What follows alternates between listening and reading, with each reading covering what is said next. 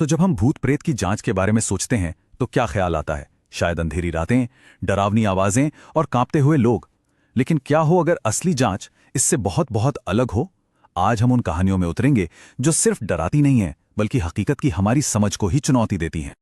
ये शब्द किसी आम इंसान के नहीं हैं, बल्कि एक अनुभवी जांचकर्ता के हैं। एक ऐसे शख्स के जो अपना करियर उन्हीं चीजों को समझने में लगाता है जिनसे दूसरे भागते हैं। और जब वो कहते हैं कि वो डर गए थे, तो हमें ध्यान देना होगा। क्या वो वाकई में कहानियों जैसी सफेद साड़ी वाली आत्माएं देखते हैं, या हकीकत कुछ और ही अजीब है? मतलब फिल्मों से परे असली दुनिया में पैरानॉर्मल जांच दिखती कैसी है? तो इस सफर में हम पहले आज के जांचकर्ताओं को समझेंगे, फिर उड़ीसा के एक रोंगटे खड़े कर देने वाले केस की गहराई में जाएंगे। हम उनके तरीकों को जानेंगे, फिर चेतना की हदों को चुनौती देने वाले एक मामले को देखेंगे और आखिर में असलियत की परिभाषा पर ही सवाल उठाएंगे। चलिए शुरू करते हैं। देखिए, आज के पैरानॉर्मल इन्वेस्टिगेटर फिल्मों के भूत पकड़ने वालों से बिल्कुल अलग होते हैं। उनका पहला काम डराना नहीं, बल्कि हर मुमकिन वजह को खारिज करना होता है, जिसे डीबंक करना कहते हैं। वो असल में रिसर्चर्स हैं जो सबूत के एक छोटे से टुकड़े के लिए घंटों इंतजार करते हैं।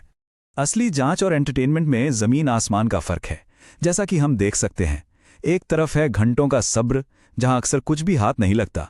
दूसरी तरफ है ड्रामा, जो सिर्फ दर्शकों के लिए बनाया गया है। असली इन्वेस्टिगेटर रात में इसलिए नहीं जाते क्योंकि भूत ज्यादा एक्टिव होते हैं, बल्कि इसलिए क्योंकि रात की खामोशी में कोई भी हल्की सी असामान्य आवाज या घटना पकड़ना आसान हो जाता है। और यही बात हमें सीधे ओडिशा के एक केस पर ले आती है। ये एक क्लासिक प्रेतवादित घर की कहानी की तरह शुरू हुई थी। एक 70 साल की दादी ने मदद की गुहार लगाई। वो अपने पोते पोतियों के लिए बहुत डरी हुई थी, जो 30 साल से वीरान पड़े घर की ऊपरी मंजिल पर हुई एक खौफनाक घटना के बाद से सहमे हुए थे। कहानी तब शुरू हुई जब एक पोते ने ऊपर एक 8 फुट का काला साया देखा और उसे जोर से सीढ़ियों से नीचे धकेल दिया गया। जब जांचकर्ता पहुंचे तो परिवार ने बताया कि घर में पहले भी 4 रहस्यमयी मौतें हो चुकी थीं। फिर अजीब अजीब घटनाओं की बातें सामने आने लगीं। एक औरत का भूत, गायब हो जाने वाले पत्थर और हवा में उड़ती थाली। तब जाकर टीम ने खुद को उसी खौफनाक ऊपरी मंजिल में बंद करने का फैसला किया। परिवार वालों और पड़ोसियों का कहना था कि उन्होंने बार बार एक लाल साड़ी वाली औरत को छत पर जाकर कूदते हुए देखा है, पर वहां कभी कोई नहीं मिला।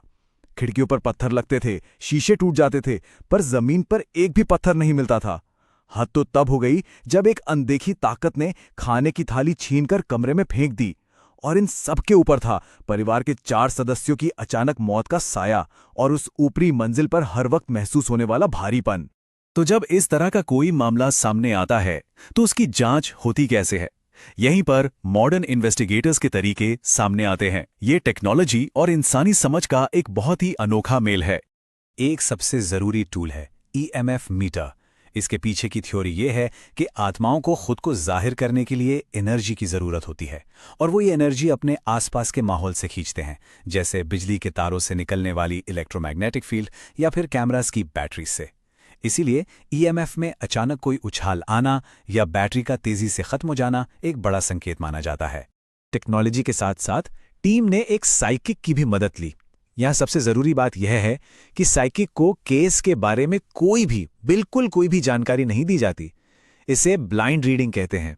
उन्हें सिर्फ उस जगह की एक तस्वीर भेजी जाती है ताकि उनकी समझ किसी भी बाहरी जानकारी से प्रभावित ना हो।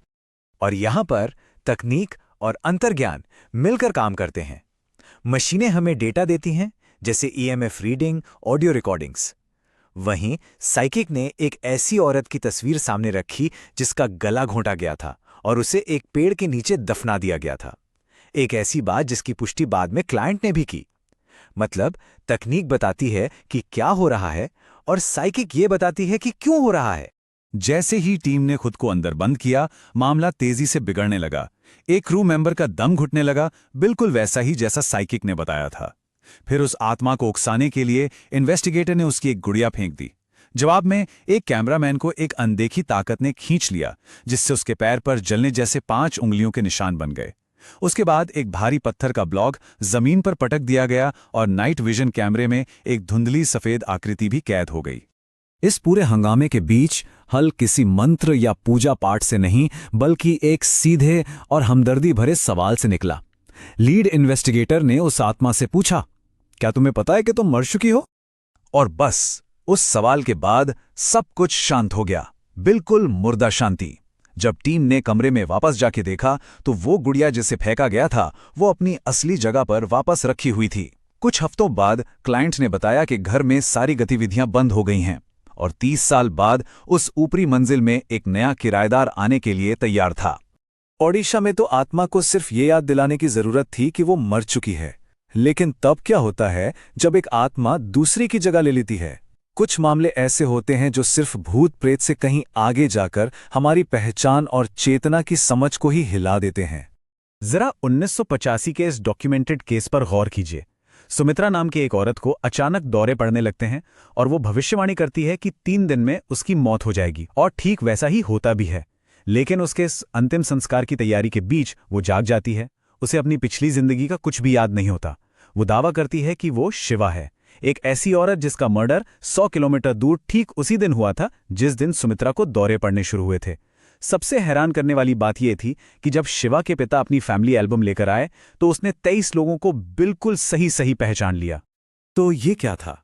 क्या ये किसी आत्मा का कब्जा था, या पुनर्जन्म, या फिर कुछ और ही? एक आत्मा का दूसरी आत्मा से पूरी तरह बदल जाना। ये केस आसान जवाबों को मानने से इनकार करता है और हमें चेतना की प्रकृति के बारे में गहरे सवालों के साथ छोड़ देता है। और ये हमें हमारे आखिरी और सबसे गहरे सवाल पर ले आता है, जहां बात सिर्फ आत्माओं की नहीं बल्कि खुद हमारी असलियत की है। एक जांचकर्ता वैभव एक संत से मिलने का अपना अनुभव बताते हैं। उस शख्स ने उनके सिर पर हल्के से थपथपाया और अगले ही पल वैभव ने खुद को अपने शरीर के बाहर पाया। वो खुद को देख पा रहे थे और वो संत उनकी तरफ देख रहे थे, उनके शरीर की तरफ नहीं बल्कि उनकी चेतना की तरफ। उस अवस्था में उन्होंने कोई राक्षस या भूत नहीं देखे, बल्कि उन्होंने ऐसी प्रजातियां देखीं जिन्हें देखकर उन्हें डर नहीं बल्कि सुरक्षा का एहसास हुआ, जैसे वो हमारी दुनिया के रक्षक या पहरेदार हों। इस अनुभव ने उनके नजरिए को हमेशा के लिए बदल दिया। डर की जगह जिज्ञासा ने ले ली।